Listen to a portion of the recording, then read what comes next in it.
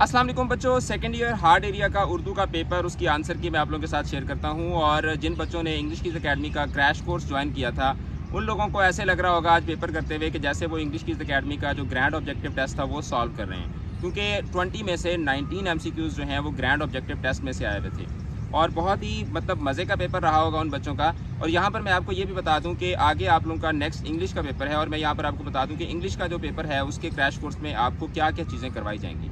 सबसे पहले तो आपको जो पोइट्री का पोर्शन है उसमें जो फिगर्स ऑफ स्पीच हैं वो मैं आपको हर पोइम के फिगर्स ऑफ स्पीच अलग से निकाल के दूंगा ताकि आपका फिगर्स ऑफ स्पीच का जो मसला है वो अलग से सॉल्व हो जाए। फिर उसके बाद जो आपका करेक्शन का जो पोर्शन है, करेक्शन में आपको डिटेल के साथ, तसल्ली के साथ कम अज़ कम 20 जो एक्सरसाइजेज़ हैं वो मैं आपको सॉल्व करवाऊंगा लॉजिक के साथ, जिससे आपकी जो करेक्शन है उसकी प्रैक्टिस भी हो जाएगी और इसके साथ साथ मैं आपको करेक्शन के जो रूल्स हैं वो भी मैं आपको जो है वो तसल्ली के साथ उसमें समझाऊंगा। फिर उसके बाद नरेशन की अगर हम लोग बात करें तो नरेशन जो है वो मैं आपको उसके कॉन्सेप्ट भी समझाऊंगा और इसके अलावा डायरेक्ट टू इनडायरेक्ट और इनडायरेक्ट टू डायरेक्ट नरेशन जो है उसकी मैं आपको पैराग्राफ बेस्ड जो है वो प्रैक्टिस भी इस क्रैश कोर्स के अंदर करवाऊंगा, जिससे आपका नरेशन वाला जो क्वेश्चन है वो भी आपका तैयार हो जाएगा। इसके अलावा आपको जो आपका नॉवल है लॉर्ड ऑफ द फ्लाइज, उसके मैं आपको 4 क्वेश्चन ऐसे दूंगा जो आपने तैयार करने हैं और उसमें से इंशाल्लाह 2 क्वेश्चन आपके पेपर में आते हैं, उन चारों में से ही 2 क्वेश्चन जो है वो आपके पेपर में आ जाएंगे। MCQs की आपको इतनी प्रैक्टिस करवाऊंगा कि आपको रात को नींद के अंदर भी जो है ना वो MCQs और ग्रामर जो है वो आपके दिमाग के अंदर जो है वो घूम रही होगी। पास्ट पेपर के सारे MCQs आपको मैं करवाऊंगा, 2022 के, 2023 के, 2024 के सारे MCQs करवाऊंगा, उसकी करेक्शन आपको करवाऊंगा, उसकी नरेशन आपको करवाऊंगा, उसकी इडियम्स आपको करवाऊंगा। इसके अलावा 200 MCQs जो है उसका ग्रैंड ऑब्जेक्टिव टेस्ट आपको इसमें करवाया जाएगा। ग्रामर आपको इसमें सारी रिवाइज करवाई जाएगी। आपका जो आखिर में जो आपका टेंस कन्वर्जन वाला क्वेश्चन आता है उसकी हम लोग प्रैक्टिस करेंगे। इसके अलावा आपको इसमें ईडियम्स जो हैं वो आपको करवाए जाएंगे, ईडियम की according to the paper pattern आपको प्रैक्टिस करवाई जाएगी, कॉम्प्रीहेंशन करने का तरीका बताया जाएगा, पोइट्री आपको सारी रिवाइज करवाई जाएगी, यानी कि each and everything you just name it सारा का सारा आपको प्रोवाइड किया जाएगा। ईजी टू द पॉइंट और स्मार्ट तरीके से आपको इस क्रैश कोर्स के अंदर प्रिपरेशन करवाई जाएगी। बिल्कुल भी आप कंफ्यूज ना हों, ये आपका सबसे इंपॉर्टेंट पॉइंट है, बजाय इसके कि आप जो है वो बाद में आपने MD कैट देना है, आपने आगे इंजीनियरिंग के टेस्ट देने हैं और उस वक्त आप जो है वो जब आपका रिजल्ट है तो फिर आपको दोबारा इंग्लिश इंप्रूव करनी पड़े।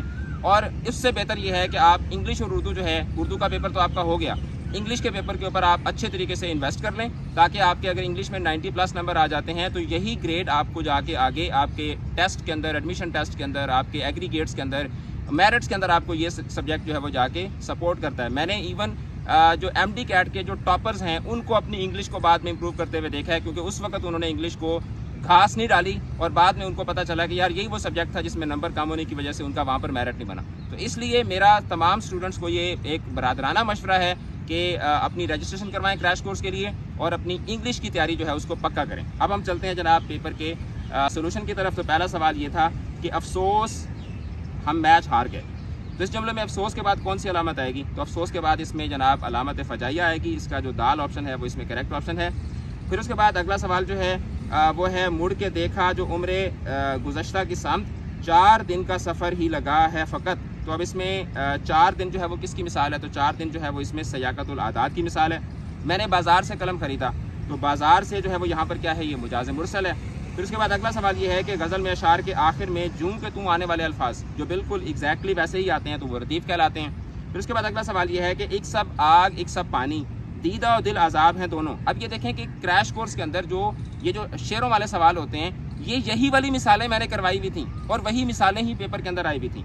एक सब आग एक सब पानी, दीदा और दिल आज़ाब हैं दोनों, तो ये शेर किसकी मिसाल है? ये लफ़ व नशर की मिसाल है। फिर उसके बाद अपने साथ पेश आने वाले हालात व वाक़यात का अपनी ज़बानी बयान करना क्या कहलाता है? तो ये आप बीती कहलाता है। तेरे फरेब में अब कोई आए मुश्किल है, खिज़र तेरी हकीकत को सब ने जान लिया। तो खिज़र के ऊपर जो है वो अलामत तखल्लुस है, तो ये फिर क्या है, ये मक्ता की अलामत, ये शेर जो है वो मक्ता की मिसाल है।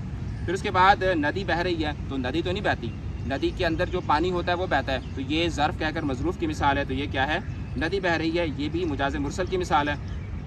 6 मिसरों के बंद पर जो मुश्तमिल होती है नज़्म होती है वो मुसद्दस कहलाती है। किताब उम्र का एक और बाब ख़त्म हुआ, शबाब ख़त्म हुआ, एक अज़ाब ख़त्म हुआ। तो इसमें कवाफ़ी क्या है, यानी कि काफ़िया क्या है? तो इसमें बाब और अज़ाब जो हैं ये क्या है, इसमें बाब और अज़ाब, यानी कि दाल ऑप्शन जो है वो यहाँ पर इसका करेक्ट ऑप्शन होगा। फिर उसके बाद कलाम में किसी तारीख़ी वाक़े का जिक्र करना तलमी कहलाता है। फिर उसके बाद पंखड़ी एक गुलाब की सी है, तो इसमें हरफ तशबीह क्या है, की सी, इसमें क्या है, हरफ तशबीह है। फिर उसके बाद अगला सवाल ये है کہ مطلع کے دونوں مصرے کیا ہوتے ہیں، مطلع کے جو دونوں مصرے ہوتے ہیں وہ ہم قافیہ ہوتے ہیں، ٹھیک ہے، ہم قافیہ ہوتے ہیں۔ اگلا سوال یہ ہے کہ احتیاط سے گاڑی چلانی چاہیے، تو اس میں متعلق فعل یعنی کہ ایڈورب کیا ہے، تو اس میں احتیاط سے جو ہے یہ کیا ہے، یہ متعلق فعل ہے۔ اس کے بعد غزل کا آخری شعر جس میں شاعر اپنا تخلص استعمال نہ کرے، شاعر اگر اپنا تخلص استعمال نہ کرے تو وہ آخری شعر کہلاتا ہوتا ہے، ٹھیک ہے۔ اس کے بعد اگلا شعر یہ ہے کہ بلندی آسمانوں کی ہے کرگس کے مقدر میں، زمین کی گہری پستی میں گرا شہباز دیکھا ہے۔ بلندی آسمانوں کی ہے کرگس کے مقدر میں، زمین کی گہری پستی میں گرا شہباز دیکھا ہے۔ تو اس میں بلندی اور پستی کا لفظ اس میں آ گیا، تو یہ کیا ہے، یہاں پر یہ صنعت تضاد جو ہے وہ یہاں پر استعمال ہو رہی ہے۔ اس کے بعد احمد سکول پہنچ گیا، تو اس میں گیا کیا ہے، گیا یہاں پر جناب امدادی فعل ہے، ٹھیک ہے، احمد سکول پہنچ گیا، تو گیا جو ہے وہ یہاں پر امدادی فعل ہے۔ اس کے بعد ماموں کا بیٹا، تو ماموں کا بیٹا، کا، کے، کی، یہ کیا ہوتے ہیں، یہ حروف اضافت ہوتے ہیں، تو یہ کون سا مرکب ہے، یہ مرکب اضافی ہے۔